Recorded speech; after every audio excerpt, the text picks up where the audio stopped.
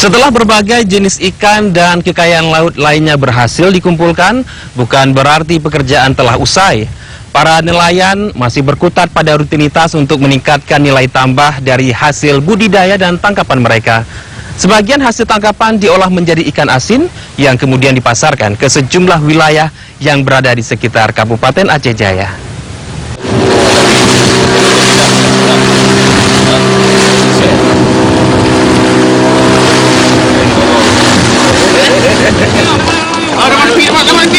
Kegiatan bongkar muat adalah rutinitas yang dilakukan para nelayan untuk memindahkan hasil tangkapan dari kapal menuju daratan. Jika biasanya aktivitas ini dilakukan di dermaga, namun di Kabupaten Aceh Jaya, bongkar muat terpaksa dilakukan di lautan.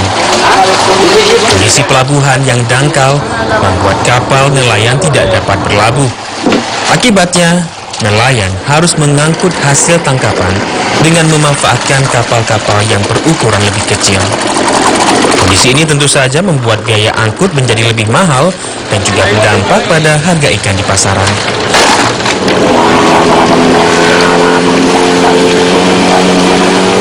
Selama ini bot selalu waktu pulang bawa ikan, selalu bot ikannya dilansir pakai perahu. Dan selama ini kita sangat membutuhkan TPI. Biar bot bongkar muatnya enak, nelayan pun pulang dari laut nggak capek lagi. Sekarang kita bot pulang dari laut udah capek nelayan, udah capek di laut, bongkar lagi sampai ke darat, ya kan? Kok ada TPI kayak di Lampulo kan enak, kita bot bisa merapat, bongkar ikan enak, ya kan? Muat es kayak muat minyak enak nelayan. Nah, ke lautnya pun nggak lama. Ini habis waktu, buat bongkar habis waktu, buat isi bahan bakar habis waktu, ya kan? Sekarang saya minta pemerintah supaya dilengkapilah perikanan Aceh Jaya ini, seperti pelabuhan, SPBN kayak gitu kan, kayak apa tuh, pabrik es lagi. Kita es sekarang pesan dari Mulaboh, Banda Aceh. Kami minta sama pemerintah supaya adalah pandangan buat kami nelayan nih. Ya kan, supaya nelayan bisa bekerja dengan baik, dengan bagus, ya kan, bisa melaut.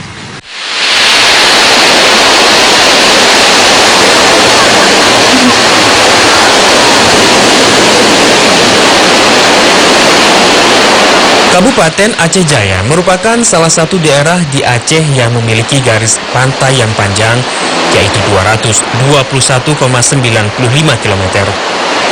Sedangkan luas total wilayah Aceh Jaya adalah 3.814 km dengan ibu kota berkedudukan di Cawang.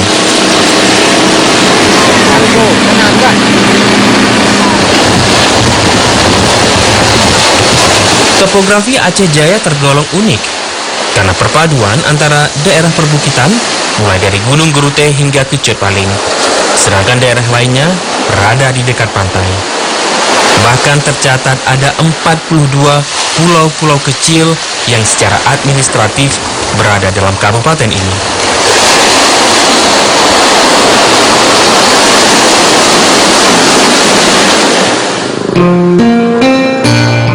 Pada tahun 2011, jumlah kecamatan di Kabupaten Aceh Jaya mengalami penambahan.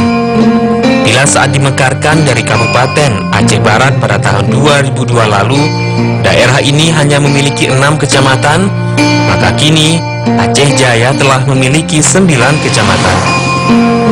Ke-9 kecamatan tersebut menjadi induk untuk 172 desa, di mana 53 desa diantaranya adalah desa pesisir.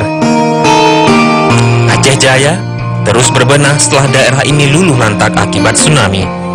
Berbagai infrastruktur terus dibangun, baik perkantoran, jalan raya, rumah sekolah, dan sarana publik lainnya, termasuk pasar.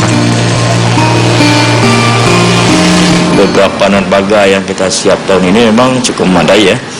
Ada yang di Lamso, juga kita tambah kapasitasnya, baik penimbunan dan juga membuat sarana akses ke laut bentuk jeti sehingga pengurukan kuala untuk menghindarnya ada beberapa beton-beton jembatan akibat empasan tsunami dulu harus dibuang sehingga pelancong tidak akan mengalami kerusakan bot yang masuk.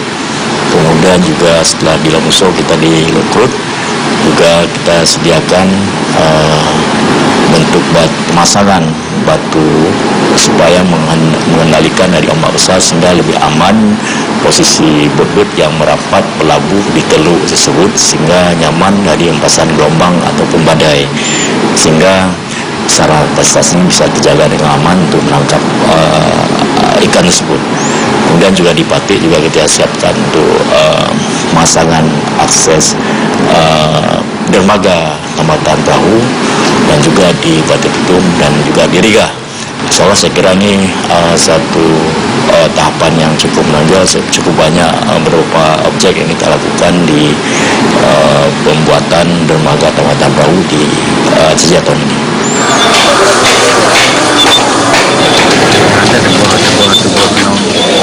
Salah satu aspek penting dalam sebuah usaha adalah pemasaran.